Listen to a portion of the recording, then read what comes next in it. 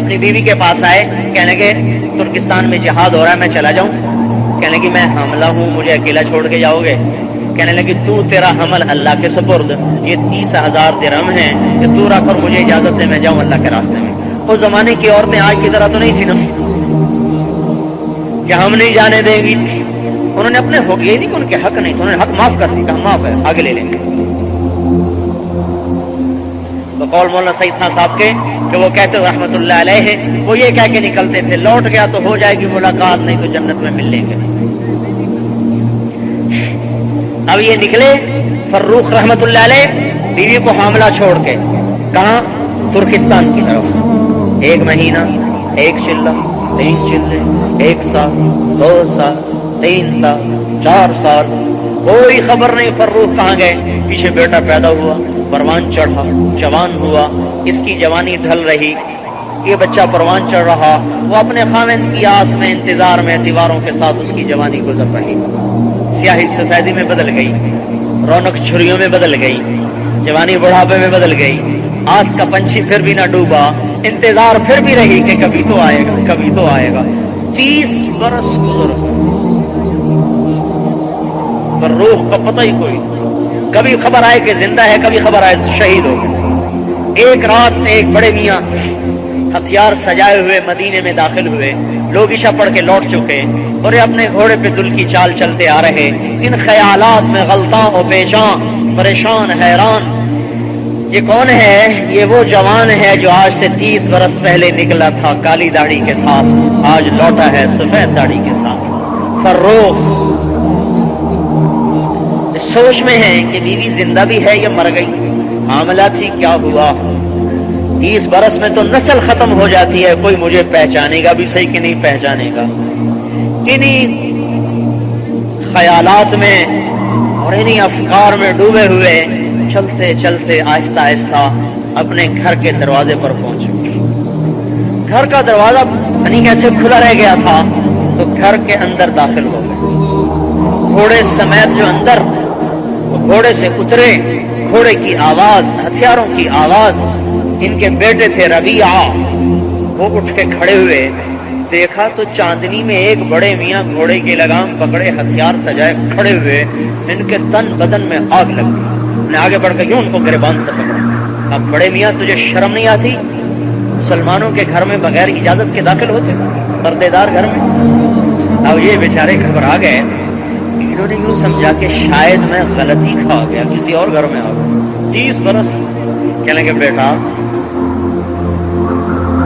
معاف کر دینا، میں یہ سمجھا یہ میرا گھر ہے، میں اپنا گھر سمجھ کے آ گیا۔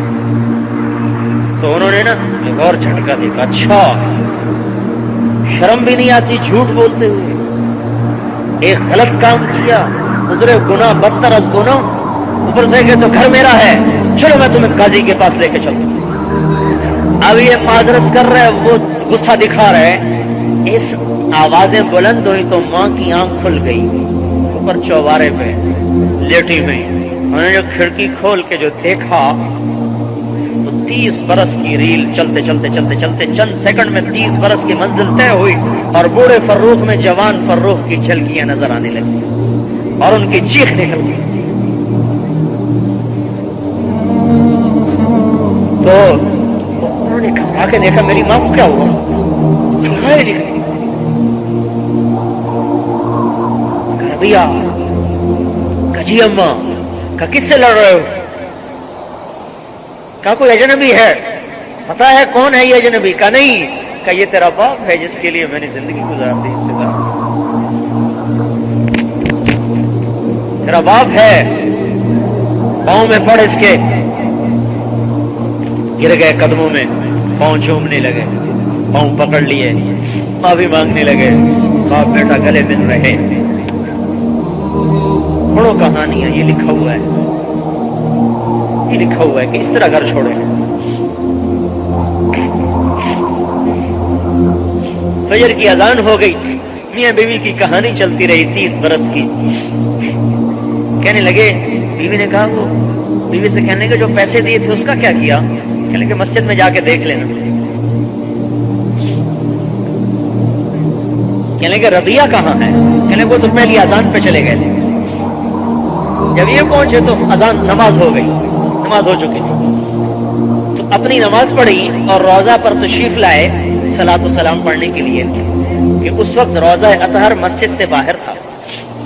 تو آ کر اپنی محبت میں 30 برس کی قضائیاں دینے لگے. سلام پڑھتے رہے. اتنے میں جو نظر پڑی تو مسجد کھچ کھچ بھر چکی اور ایک نوجوان مسجد میں بیٹھا درس دے رہا. بینائی کمزور ہو چکی، پہچان نہیں سکے کون ہے، تو پیچھے ہو کے بیٹھ گئے، سنتے رہے. جب درس ختم ہوا تو ساتھ والے آدمی سے کہنے لگے بیٹا یہ کون ہے؟ تو وہ کہنے لگے بڑے میاں چچا جان معلوم ہوتا ہے آپ مدینے کے نہیں ہیں، آپ ان کو نہیں جانتے، مدینے کے امام کو نہیں جانتے؟ کہ بیٹا میں ہوں تو مدینے کا، آیا بڑے مدت کے بعد. آئیے ربیہ ہیں مالک کے استاد، ابو حنیفہ کے استاد، سفیان ثوری کے استاد، سفیان بن عیینہ کے استاد اور یحییٰ بن معین کے استاد. اور یہ ان کی تعریف جیسے کوئی عقیدت میں تعریف کرتا ہے نا. تو انہوں نے کہا بیٹا لم تنتسبہ الیہ، تو نے نام تو بتایا، اس کے باپ کا نام ہی نہیں بتایا. عرب میں دستور ہے باپ کا نام ساتھ بتاتے ہیں، تو جذبے میں امام کہہ کر ربیہ کہہ کر نام نہیں بتایا. کلم تنتسبہ الیہ، تو نے یہ تو بتایا نہیں بیٹا کس کا ہے. کہا چچا جان یہ فروخ کا بیٹا ہے، اس کا باپ چلا گیا تھا اللہ کے راستے میں، آج تک لوٹ کے.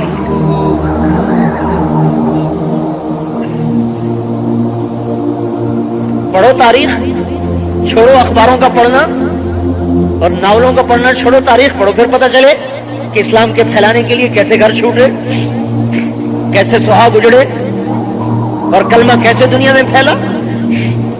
ایسے تو نہیں رضی اللہ عنہ بن گئے تھے، مفت میں بن گئے. قرآن پکار کے بولا کہ جنت واجب ہوگی، ایسے ہی. اس تبلیغ کو ادھر ہم منسوخ کر رہے ہیں، اپنی طرف نہیں کر رہے ہیں. ادھر ہے ادھر، ہم بھی ادھر دوڑ رہے ہیں. آپ سے کہہ رہے ہیں آپ بھی ادھر ہی دوڑیں.